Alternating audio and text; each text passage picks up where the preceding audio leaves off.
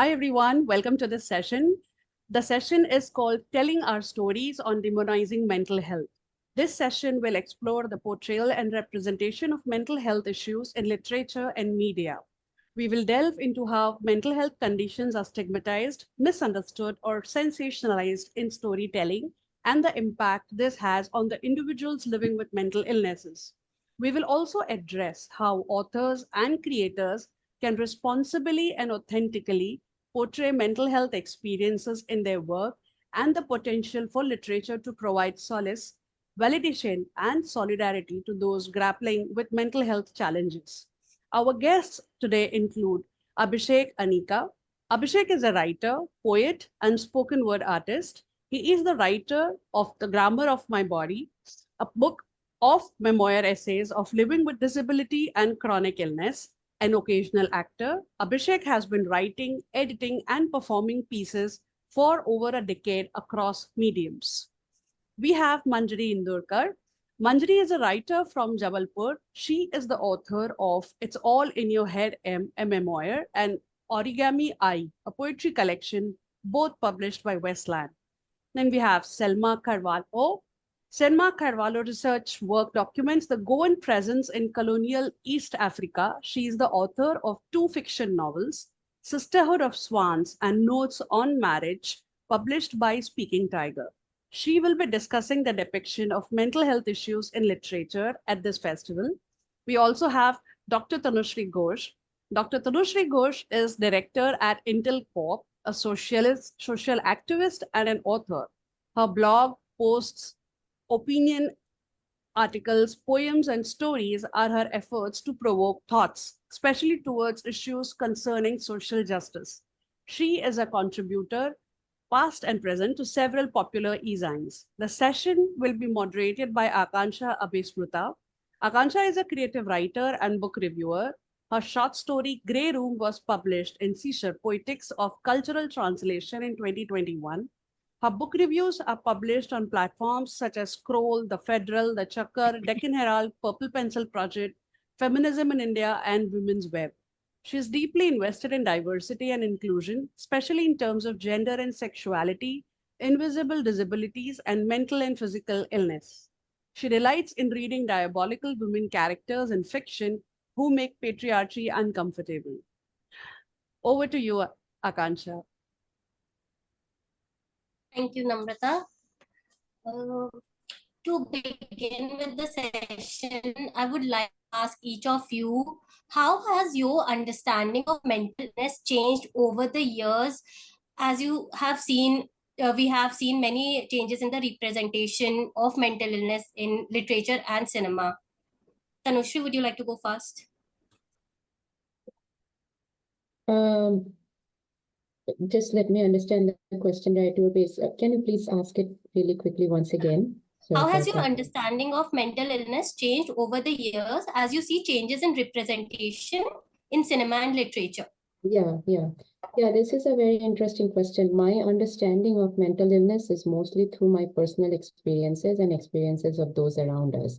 And because of that, even when mental illness was represented in a very caricature way in mainstream Bollywood cinema, like, in terms of just people who should be ignored or like, yeah, pagal, like crazy or just made fun of, or the comic angle in that, even then I had a very deep in empathy.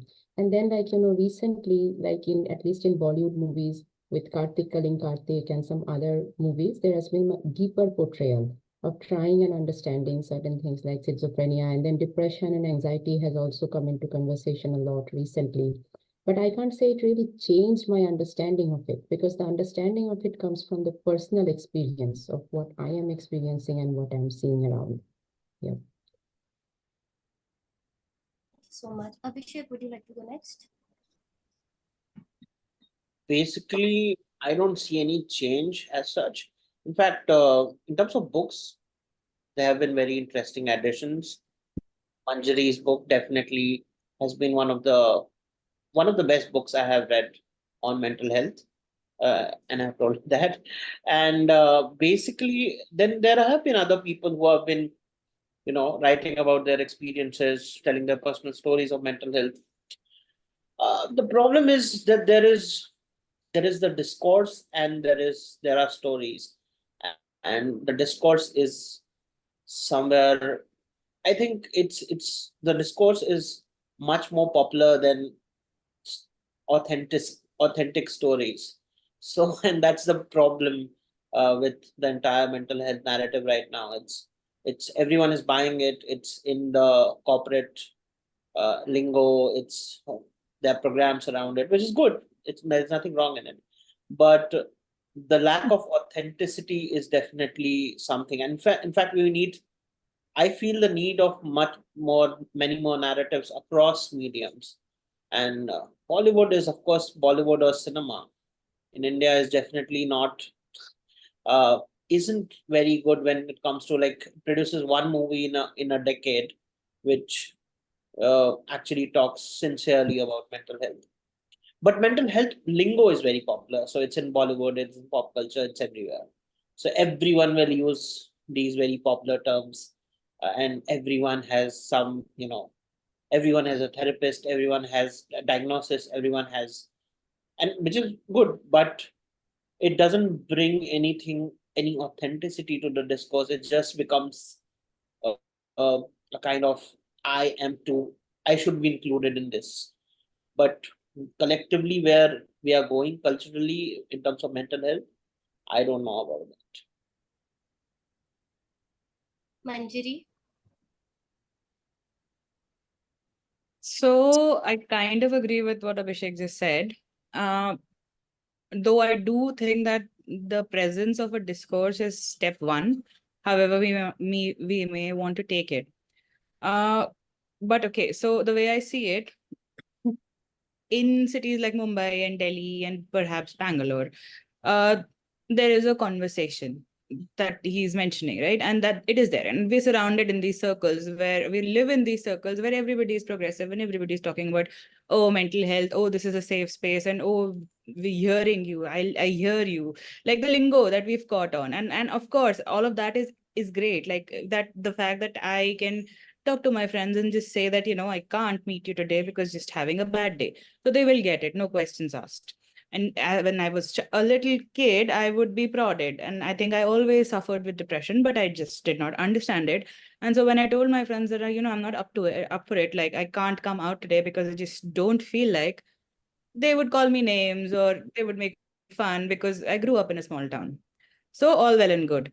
But this is still limited to Delhi, Bangalore, and Mumbai, and even pockets. So South Bombay, perhaps a little bit of Bandra, South Delhi, perhaps, I don't know, wherever journalists and academics are living.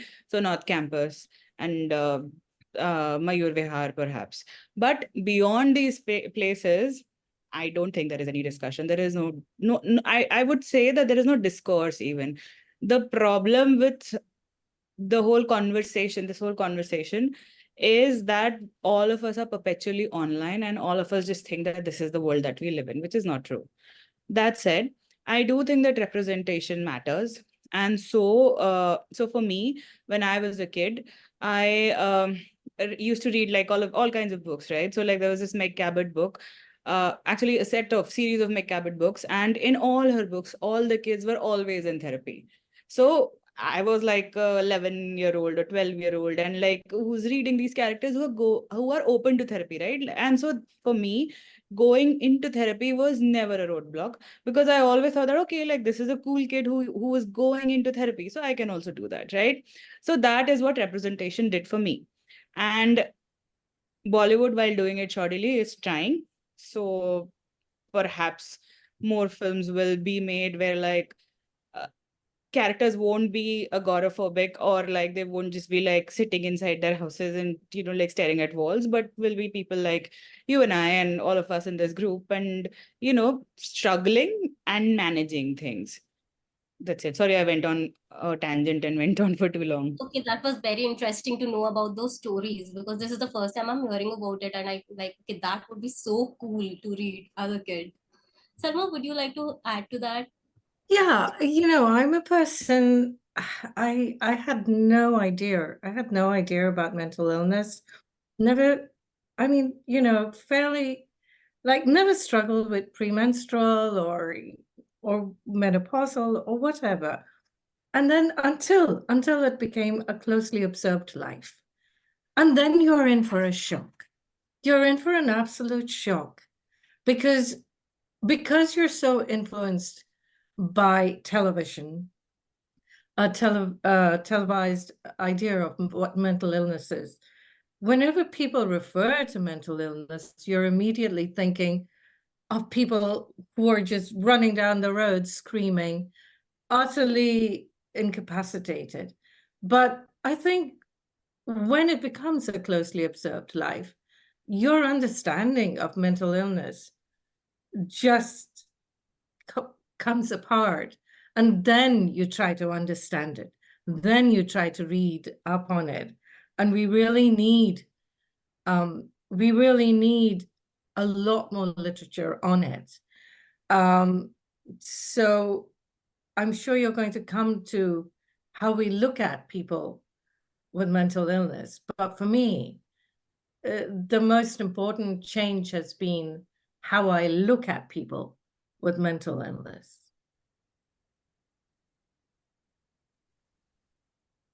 Would you like to, explain that? Like, how has your perception changed?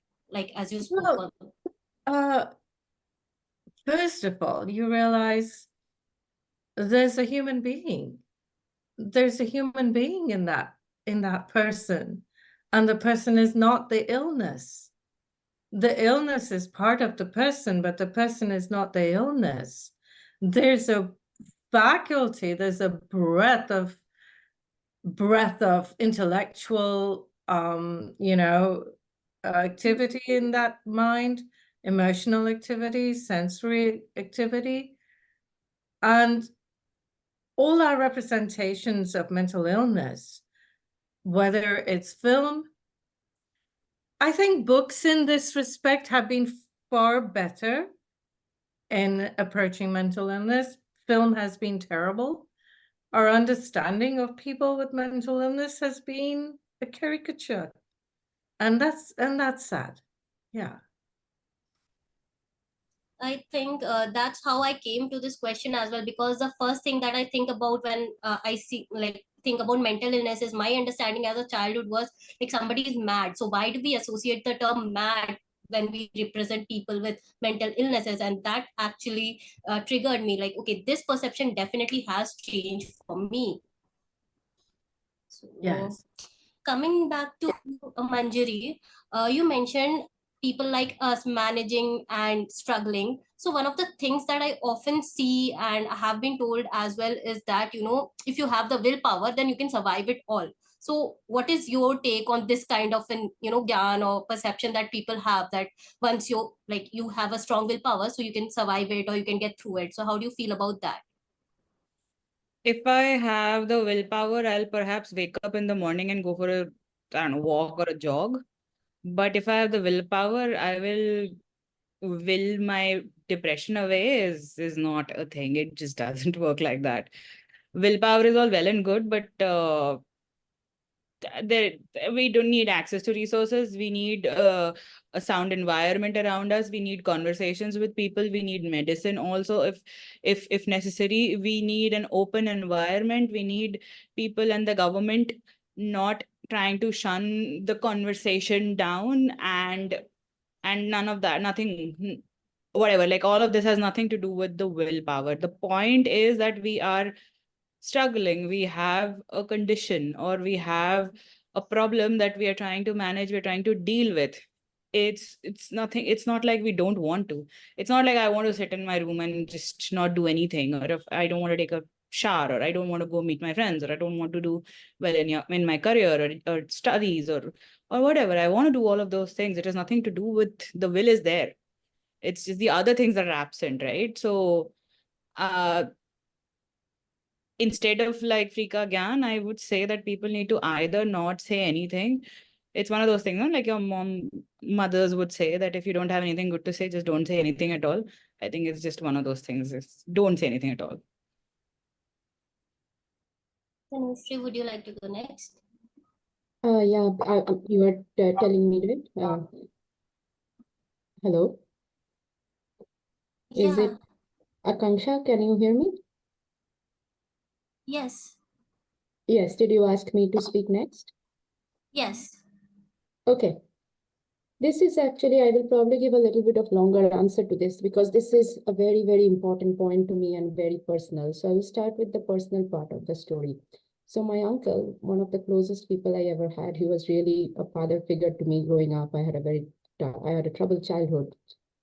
Also suffered from severe mental illness, and life situations brought him to a point where he was depressed, and he was actually when we understand mental illness well, we start understanding, because I've studied a lot on this, it's actually a spectrum. It's often hard to distinguish that this person is on this end of the spectrum with depression and this person is on this end with anxiety. Sometimes the lines merge and symptoms manifest in many ways. Was having different kind of attacks going on with panic attacks as a part of his low-grade depression. And what he would say is that he doesn't feel like going to work. He feels like he's very afraid. He feels like everyone is looking at him. And he was the son of the owner. So he felt that everyone is thinking he is a loser and a lazy person. He doesn't want to work. And everyone very close to him, very well meaning, told him that's all in your head. You have to be brave. Just strengthen your mind. What's going on? No one is thinking poorly about him. He told me the same thing. And at that time, I also wasn't maybe as I wasn't who I am now. I was in my high school, and what I told him was, listen, just be strong. Why do you keep on always thinking about the sad things? Just figure it out. It's okay. A few days later, he jumped off a building. He spent 10 years paraplegic, and then ultimately he passed from his injuries. And there is not a single day in my life where I haven't thought, what if I didn't tell him that? Now, why this is very important, and apologies for the emotions, but I do think it's very important in this space. We don't train people how to deal with people who have mental illness. That's also very important. It is very hard. It is not easy for someone to be in a caregiver role or even a partner role or a participant role when you have someone who is going through certain things that cannot be tackled with wisdom. And the nuanced lens here is what seems logical and possible to you at this point will not be logical and possible for them. However, if you are not trained to understand that, then you will not be able to deal with that situation best for yourself and for the other person. So that's the first part of it, that it's just developing understanding that mental illness is something that is almost akin to a physical illness like cancer and diabetes at some stages, where you're wishing it away will not go away. There will be certain discomfort that comes with staying with a person like that you have to learn how to manage, and you have to take care of yourself through that. So that's my first point in this, that how do we train people better? I don't necessarily feel any judgment towards people who say, you have to be strong about this. I feel that, okay, how can this be trained into a better conversation? Now, the second part is, because I have talked with many, many psychiatrists and therapists, and I have written in some of my books about this, some of the lines are truly blurred, meaning that when the new age science comes in with all the NLP, neuro-linguistic programming, the neuroscience of the neurons changing with positive thinking, how to change your thought processes, it is not that none of that works. But at some point, there is also an amount of how to do that in a way that is also supportive of what is actually the problem with this person. Some people will need medical intervention to be taken to that point before they can use any of those positive thinking. So, I have listened a lot to everyone from Abraham Hicks to Alan Watts to Wayne Dyer to Sadhguru. And some of the things when they say, everything is in our mind, let's meditate and the mind will be modulated in the way you want to modulate, might be right. However, to have that general blanket over everyone, irrespective of what they're going through, where in the spectrum they lies, what is their specific symptoms, what medical history has they had, what has been going on physiologically, is damaging. But none of this can be better unless people have more and more conversation, more and more nuanced conversation, going beyond the fact like we should be accepting to mental health people, and you know what, we should not be telling them that they should be strong. And I hear a lot of opinions these days, which are good, I think, because those are starting points to conversation where people are, at least in many social media platform, having memes like, just because I'm smiling doesn't mean I'm not in depression. True, very good. Starting points. Next point. What are the things when someone you are around are doing things? Why are they doing things? What do you understand? When you are doing certain things, when you are having emotional dysregulation, meltdown, what is going on with you? How can you be cognizant of that on time so that you can seek treatment and help and however you can manage so that you don't have affect someone else? And then the last point I have on this, which I will not spend too much time, I do want everyone else to get a chance to speak, is on suicide and demonization of people who attempt suicide and stuff like that. When someone goes to that kind of an extreme state, it has to be understood by us that it's not necessarily a selfish mode. It might be at that point the most selfless things they are doing because they have exhausted everything else. And that is another domain. But thank you for allowing me to speak to this. This was an important point to me. Thank you so much, Tanushri, for sharing everything that you shared today. Abhishek, would you like to go next? Not really. I think in terms of willpower, I think I don't take these things.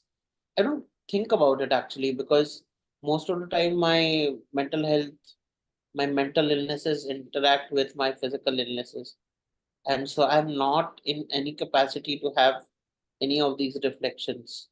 Uh, my worst phases of mental illness happens when I'm either ill for long periods of time or I'm recovering from a physical a chronic illness or something, COVID or whatever. So I think in that sense, I just fall apart. And it's only when everything is over, then you try to build back together. I don't think, it's a it is very hard to build yourself to. For me, the biggest challenge of rebuilding yourself is emotionally rebuilding yourself, to have that hope and to look forward to living again. And it is definitely one of the, you do it because you do it. I don't think about it most of the times. uh, I think with me, I think more than anything, uh, the medical system definitely doesn't encourage you to have willpower. They say they give up on you. They are the first ones to give up on you. Like with me, it has happened a lot of times. Uh, I'm always the comorbidity guy, and so I wonder a lot of times this. I think what uh, Tanushri and Manjari both said and what all of you are saying is definitely true. But I think also it takes I don't know. It often is easy to talk about, but very difficult to live through. And every one's experience is different in that sense. Of course, it could be better if society just understood that there is nothing wrong with you, or you know. I've lost so many friends, so many relationships because I was mentally ill while I was physically ill. And everyone understood physical health, that I was ill, but no one understood that I was also mentally completely falling apart, which was clear. This should have been clear. But no one cared, basically. They thought I was. People always say, ki, what's my fault in it? Why are you taking it out on me or taking it out on us? Why are you behaving this way with us? And that's always the reaction when you start questioning. Just and I think a lot of my uh, mental illness episodes are also a reflection of just being tired of not having enough empathy for my body or for my illness, and it's a reaction to it, maybe. And of course, and once you are on the path of recovery, you think every time you want to believe that there is hope out there, you can build back, that you can find love, be desirable, find desire, and all of that. And but nothing changes with that disability and chronic illness. So it you again go back to being full of self-hatred, having panic attacks, having restless nights, sleepless nights, going back into therapy, in and out. And then the therapist says that you are very wise, you understand your condition very well. So you think, okay, what should I do now? Where do I go? And so you keep hopping therapists. And there is no end to it, actually. I have given up on a lot of things now because I think it's almost cyclical with me. So yeah, that's Can I quickly add some one point to what Abhishek just said? So the thing is that there is no conversation about the interlinking of mental health and physical health. And for me, I think while it started because of my child sexual abuse episodes, instances from my childhood, I also have chronic illnesses which I don't want to talk about. But I mean, I deal with it on a daily basis. I manage my chronic illness on a daily basis, and it takes a toll, and it takes a very heavy toll. And like if you have one chronic illness, it leads to it's a cascading effect. It affects the quality of your life in general also. And so the way I deal with it now is that I've like basically built a wall, and it's a very heavy wall. So I don't get to hear these voices about willpower and think positive and whatever. And my wall, I sometimes think that like I need to open up to people a little more, because I tend to snap at people sometimes when I am hearing something that's unsavory, but I also don't have the energy to engage. So if you have like some unsolicited advice, I will not just not listen to you, I will also kind of be rude to you. And it's a coping mechanism, but until we reach a place of empathy, or I would say just a place of tolerance for everybody's existence, I am not interested in general. That's it. Selma, would you like to add anything to everything that Yeah. has been said? Well, I don't think I can add anything that would really be valid. And I'm very humbled to be on this panel. And I think because for me, my perspective of mental illness comes from a closely observed life, a closely loved life. First of all, let me tell you that a person who doesn't suffer from mental illness has no understanding of mental illness. We have very little empathy. In fact, we have no empathy. The most that anyone can strive for, I think, is maybe compassion, which we should have. But even then, unless it's a loved one, I doubt very much that we can even strive for compassion. The standard refrain is, it's all in your head, get over it. Do this, do that, things will be better. Go for a walk, take a swim, extreme, referrals, whatever, but we have no understanding of it. And I think conversation is very important. Representation is very important. Compassion is very important. But I think really as a society, we have to get to a point where we understand that people with mental illness, the mental illness is almost something that is detached from that human being. It exists and is very palpable. And it's something that you have so little control of. It's also something that's so little studied. Carers have so little understanding of it.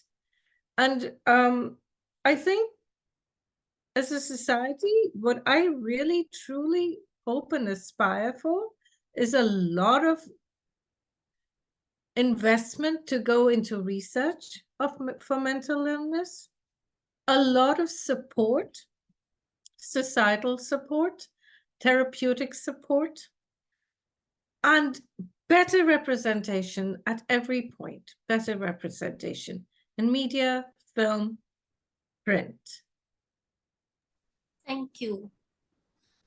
All of you have dealt with mental illness in one form or another, be it in fiction or personal narratives. So, do you feel that publishing industry is accessible in terms of letting you tell the story, or do they have certain kind of requirements that you should be empowering the person or you should be vilifying the person? Are there these kind of things that you have come across, or let's say, what has been your publishing journey like when it comes to mental illnesses, dealing with mental illnesses in your works? Manjari?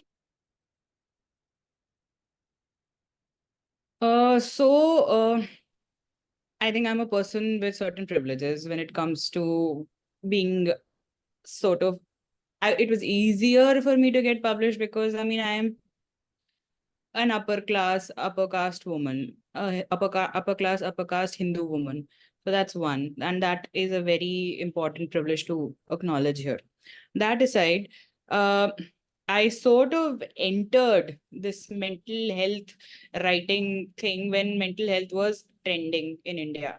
It had suddenly become an attention, like people were paying attention to it, and the way capitalism works is that if people are paying attention to it, if we are having conversations on social media, and if everybody is interested in, so then the books will sell. And publishing is a business. So that aside, it's a good thing that people are talking and books are being published, and so I'm not against that. Like, fine, you can capitalize on it so long as good stories are being told and people are able to read those stories. I personally did not face any issue about don't say this or don't say that. I This is something that happened initially when I was a journalist, and I had to write an op-ed for like some paper, and so I mentioned a little bit about my child sexual abuse instance, and like they wanted me to remove that. Second time it happened was when I openly wrote an essay on my child sexual abuse experience, and it was sent to BuzzFeed, and BuzzFeed was doing those essays in India, and the editor basically chopped it down and like removed all the whatever gory quote unquote parts of the story, and that infuriated me, and I pulled my essay out of that, because if you don't want to hear what I have to say, then I don't want you to publish it at all. So those things did happen, but when I published my book, my journey was rather smooth sailing. And if like, I know that you have read my book and Abhishek has read my book, and so you know that I was rather open about all the things. It does not mean that I did not hold back on certain things, because it's my entire life is not content, but I was still pretty transparent about what happened to me and how it happened, and my publishers were very supportive. Anushri? So, in my experience, it has been very varied. I have published in the US and India, and now in UK. And it is extremely interesting to see that at least in the op-ed space, there is a little bit more freedom now. For example, Women's Web, I write for a lot for them, have won some awards with them on their Orange Flower and stuff. Portals like Blog Chatter and Youth Kawas, they do this, hey, mental health focus, and they have never really censored or cut down any stories. On the contrary, my experience with India Times, I believe, or maybe I don't think it was Times of India, India Times was, they reached out to me because I wrote about mental health in Huffington Post. I used to write for the Huffington Post. And they asked me to write something on postpartum depression, which I experienced. Now, my whole paragraph on it was that it's a it's a myth that only women didn't want to be mothers and their careeristics, and that's what causes postpartum depression. However, when the article came out, there were two people. The first two paragraphs were written by me. The second two paragraphs were written by a very prominent doctor in AIMS. And the doctor's whole thing was, yes, this is happening. And in the end, it was more and more we are seeing this because women are feeling that they're educated, they want careers, but they're being forced into motherhood and, this. I was not happy with it because the whole point I was trying to make with the article, and the journalist interviewed me, the lady interviewed me extensively, was to create awareness over the fact that the postpartum depression is something physiological. It's not coming necessarily from, hey, I don't want to be a mother. So I requested a rebuttal, didn't happen, whatever it is. I had to write a post on that article on their webpage saying that this is not what I believe. So even in the mainstream media page, I feel that, like uh, it was just said, it might be a business or might need to maintain to certain things.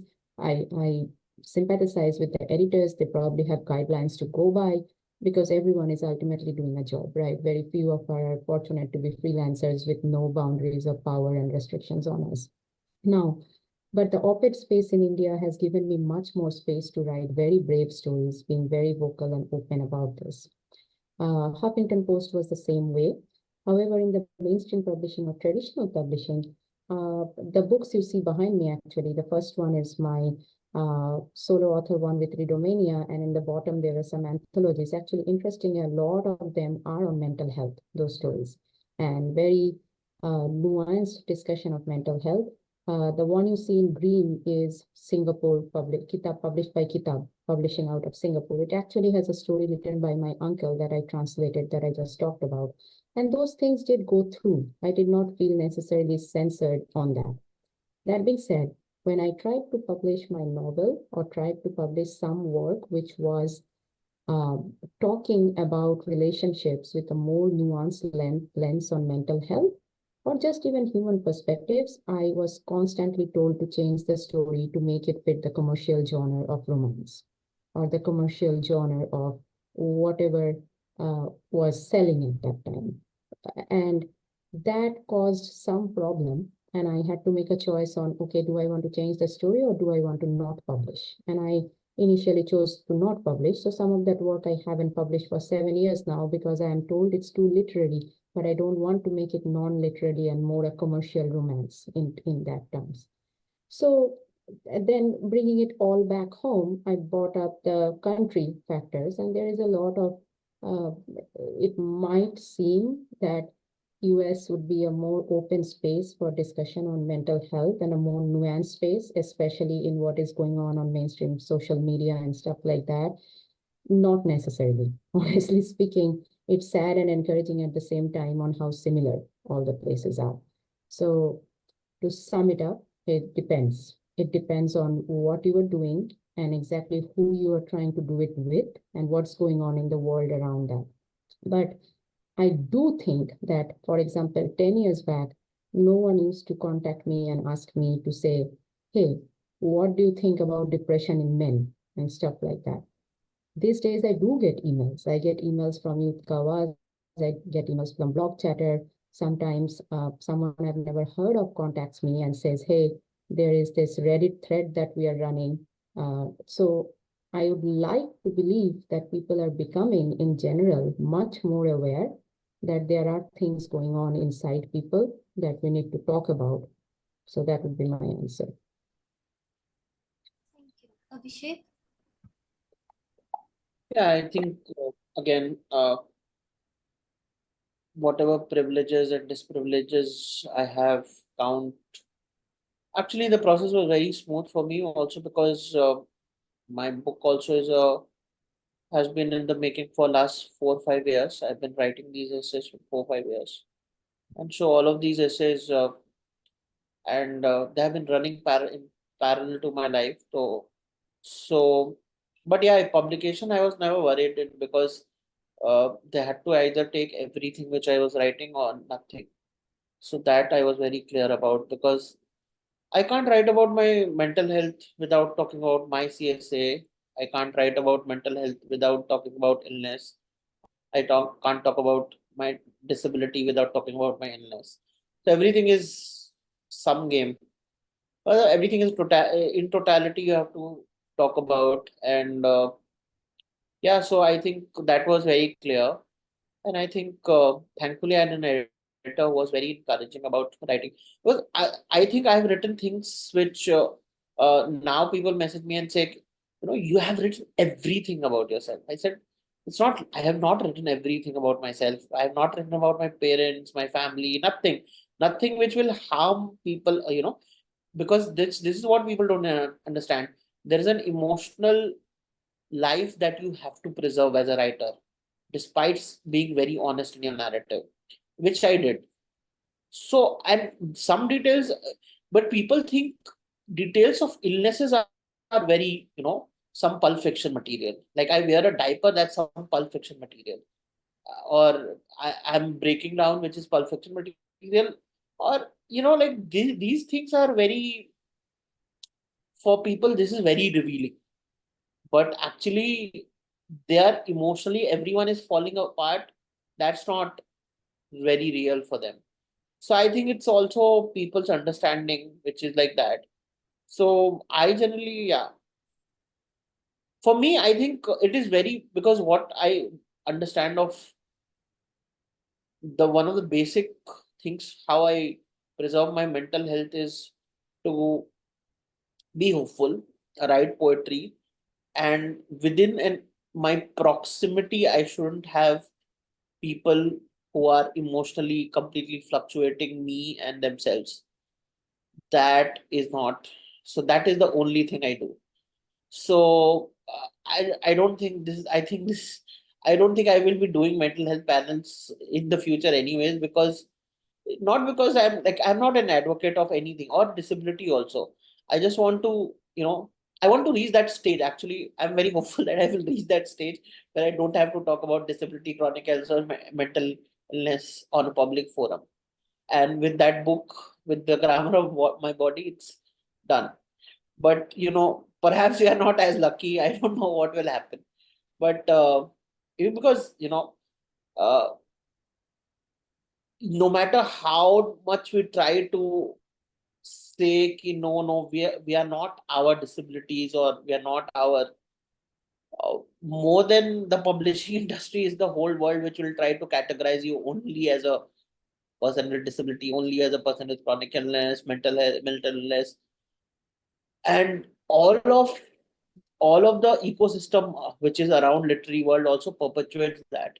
So when I'm sitting at in some panel, not here, but I'm sitting in some panel as a purely diversity participant, I am very much aware that I'm a diversity participant, and it neither pleases my self as a writer nor as a disabled person to be there.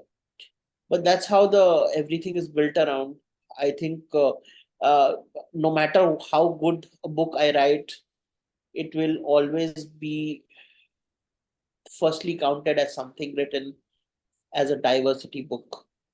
So that is the reality. And even the diversity people won't read it, but that's a different thing. I'm very pessimistic about these things, but generally, I think it's also like a lot of projection and performance involved rather than really. I think if people were very empathetic, things would have changed for the better, especially for people on the like people who are mentally, like most of the mentally ill friends I have no career prospects, have no, like there's no immediate plan. There's always this, and I am also, like I become the uncle G. No, you, and sometimes because it's impossible. I'm very close to them. I care for them so much, but it's so scary, just to be mentally ill in this country, because the society doesn't care. Their parents don't care. They're who want to get them married, or who want to, have them a job.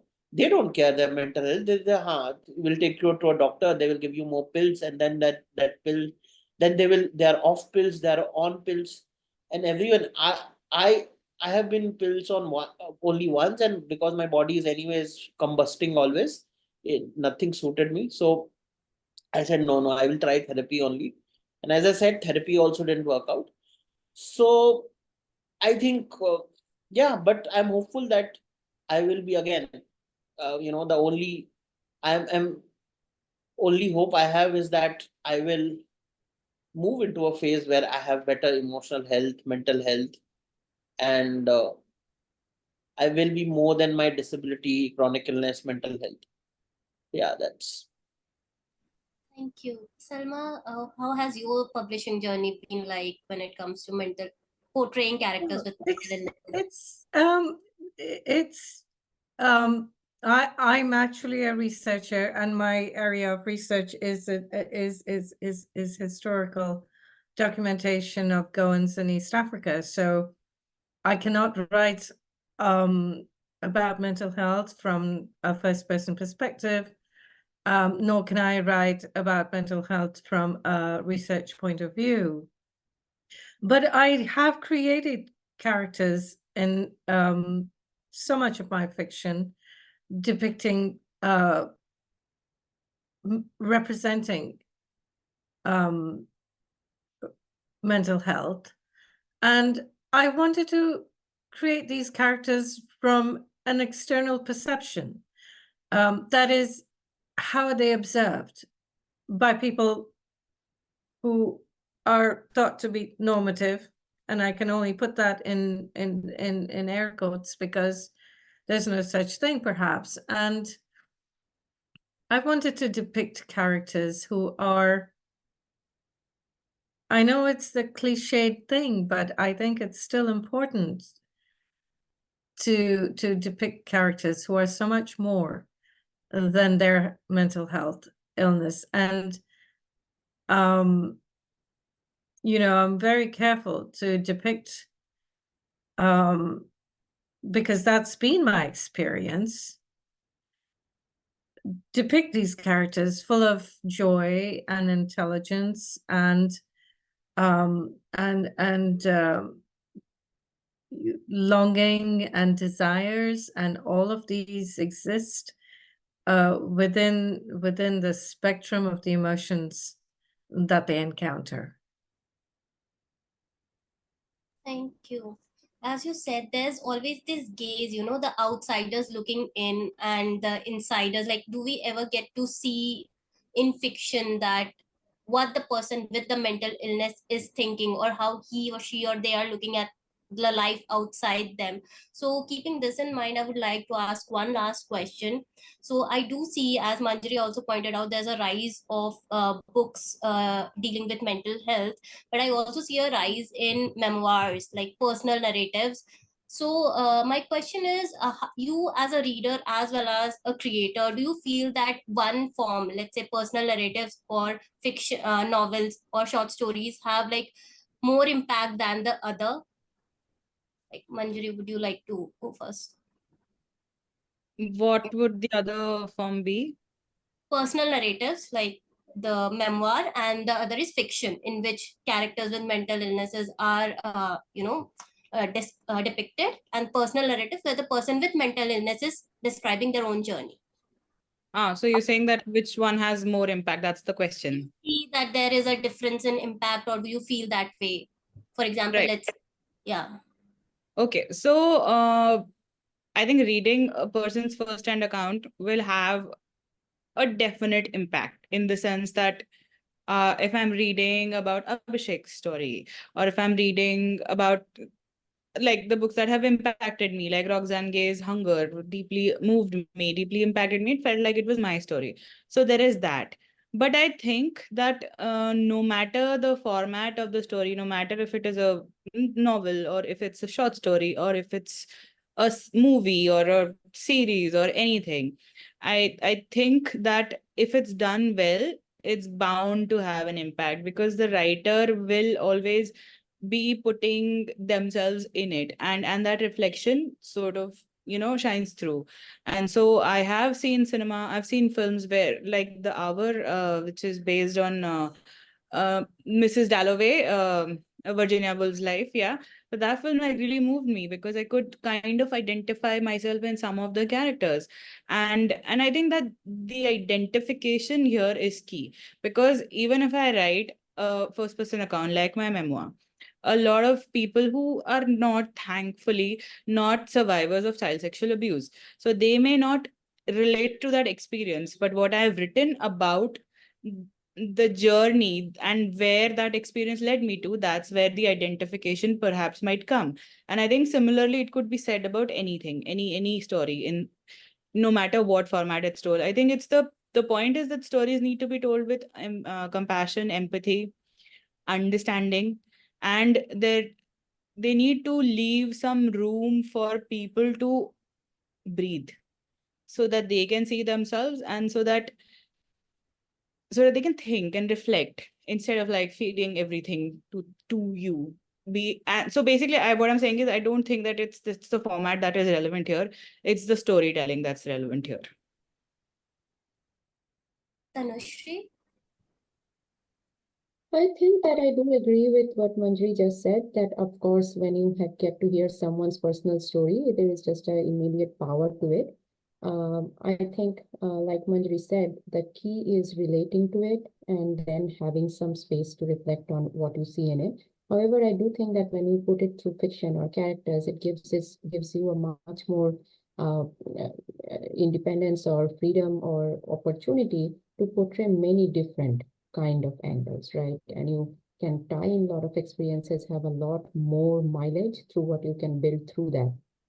Apart from that, I don't necessarily think, I think the bigger problem is how to create this nuanced understandings in the society, no matter how you do this, and how to at least start doing something on this, getting it out. Some of this might be even looking at, okay, what is doing well? Are memoirs or stuff like this, where there will have been very, like, we all hear about Eat, Pray, Love. Eat, Pray, Love has been very, it has been kind of boiled down to something very simplistic, but in some parts of Eat, Pray, Love, there are very good chunks of a woman's struggle with things she doesn't understand and she doesn't know where they're coming from inside. And with that, just to end, I will make some comments on what Abhishek said. I don't, I think Abhishek, you made a statement on life as a mentally ill person is very hard in this country. I just want to add my perspective to it, not disagreeing, but I think it is hard in every country. And I think it's hard in very different ways. In India, at least what I see is there is a little bit of space for being tolerant to people who are not behaving in the normed box, meaning that when I was in India, I could get angry, I could shout. There were many people who could. Yes, there'll be problems, but you had a lot more tolerance for people's flaws. US, in my experience, has been much more polished in terms of which box you need to fit in. Even with your close friends, you will go there and you will be having some things which maybe is not the most ideal behavior in that stage. But then again, who defines it? Who defines what is really the right behavior in a certain situation? Who defines that you should be emotional or shouldn't be? But what I see here much more is I have to protect myself. This is my boundary. Let me create my space. You stay in your box. And that creates a lot of different issues also because people start getting socially isolated and I think become more evil inside, evil in not in a bad sense, but just not being having that space. And the second thing, I think one of the things I'm really struggling with, so separately, I recently signed up to be a mentor to foster kids here in the US. People who are not familiar with this system, there are lots and lots of foster kids. These are kids even, who are in foster homes, groups homes, waiting for adoption, not getting adopted. I received extensive training on how to deal with them just because of how much mental health issues they're coming in with already. And these are kids from 7 to 8 years old, right? So if I could say something, if this is the last question, childhood is very important. Children are very important. It is extremely important to realize that there are sensitive people, certain things are causing things in them. You have to do your best to protect the children in and around in your life, be sensitive to them, create space for them, listening to them. I think that's the only way to create a society where there'll be more nuanced understanding later. So thank you for that. Thank you, Tanushri. Abhishek, would you like to comment on the fiction and personal narrative?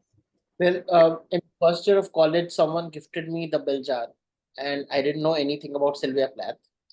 And midway through the book, I started crying. And I think it was the most powerful book I have ever read in my life. I think, without knowing it's fiction or fact, without knowing anything about Sylvia, I didn't read any poetry by Sylvia Plath. And but so I think it doesn't matter if the writer is really. I think a lot of truth comes from uh, a lot of truth can come from within, even if you have not lived it. Somehow believe that it comes from within. Maybe because there are different or there are different kinds of trauma, and I think you can use different kinds of trauma to express other forms of trauma. Maybe that I'm not, I don't have a clarity on this, but I think there is something to it.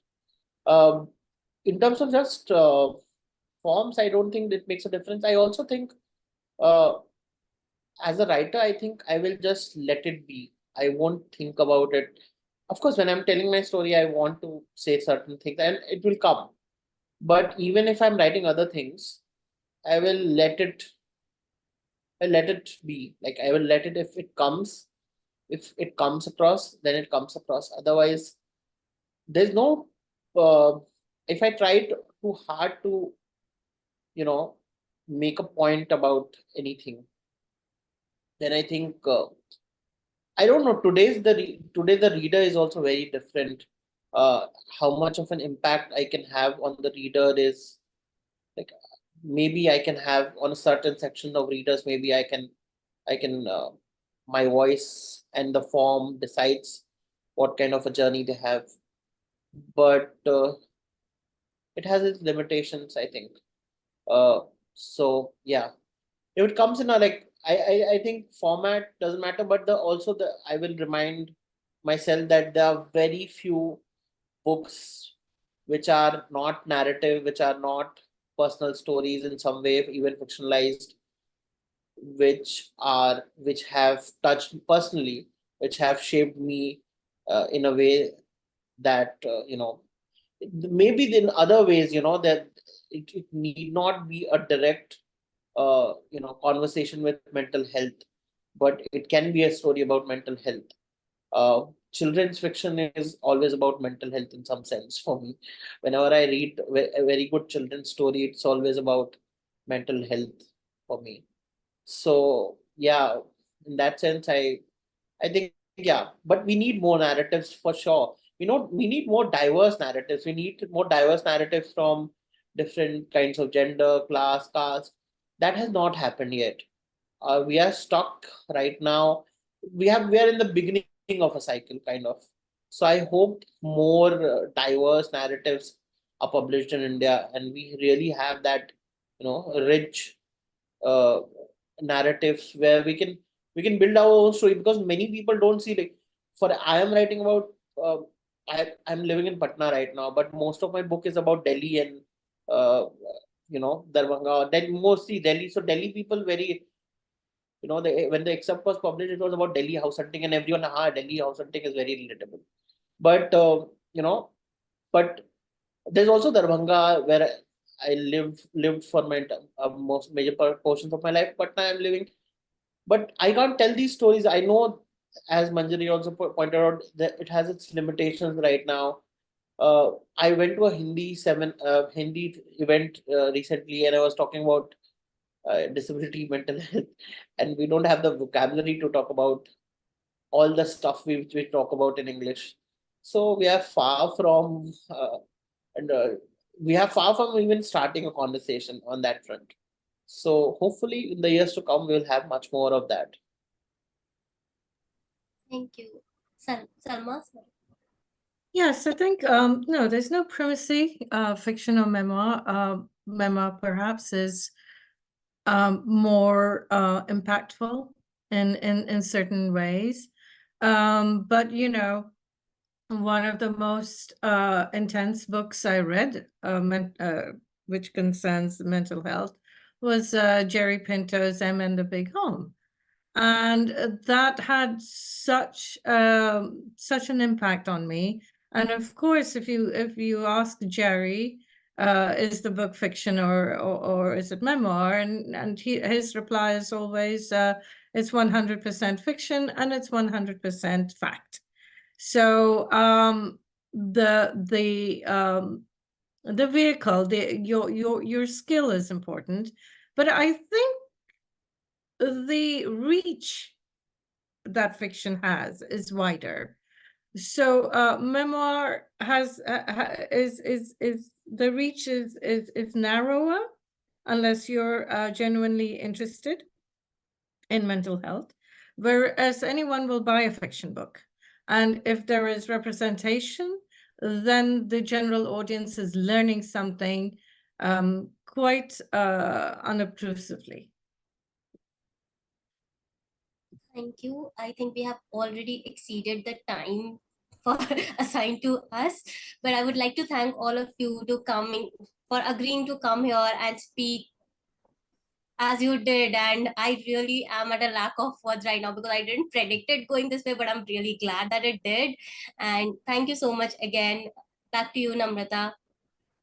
Thank you so much. This was a brilliant conversation, very raw, very intimate, and yet one that was very thought provoking. I'm sure the listeners would really enjoy this. At the end of this video, I will be adding all about your books, your social media links for all the viewers so that they can get in touch with you, they can read your works, and of course leave you lot of reviews. Thank you once again. Thank you. Thank Thank you you. for having all of us here. Thank you. Bye-bye.